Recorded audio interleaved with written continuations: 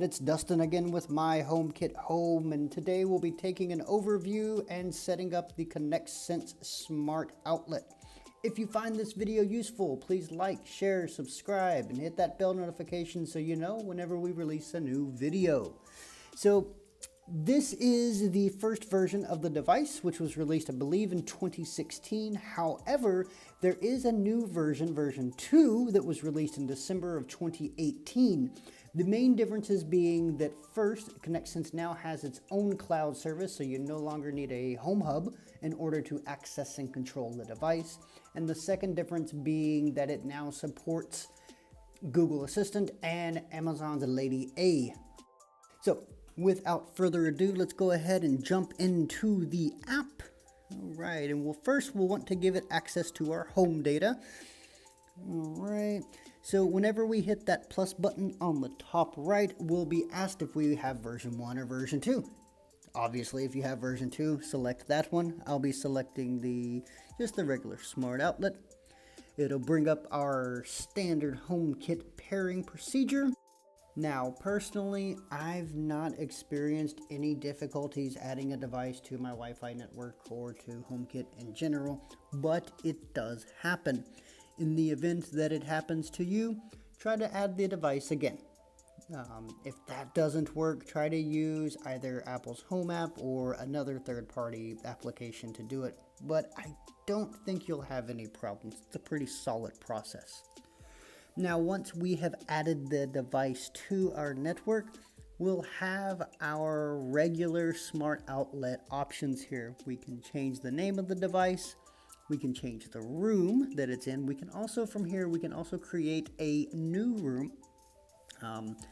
We can change the device type. Now, we can have a light, we can have a fan, or we can just simply call it an outlet. This will change the icon. We can also add it to our favorites, remove it from our favorites, etc. The unique thing about this particular device is that it does have 2 individually controllable outlets. And here's where we ran into a bit of a snag. As I was looking for the devices, particularly in the default room, as you can see, there are no devices in the default room, which is where I had placed the ConnectSense Smart Outlet. So I was a bit confused. I force quit the app, opened it again, and everything was fine. So that's something to keep in mind. Now, once we click on the device, we are able to see our average power consumption, the amount of time the device has been on or off, and if we swipe to the left, we can also see our current power consumption. We're also able to dim and brighten the LEDs on the front, although we can't really change the color of them. Besides that, with the app, we can also update the firmware, and this is something you should be doing at least once a month. Make sure that all of your devices are up to date. You can do this using the manufacturer's app.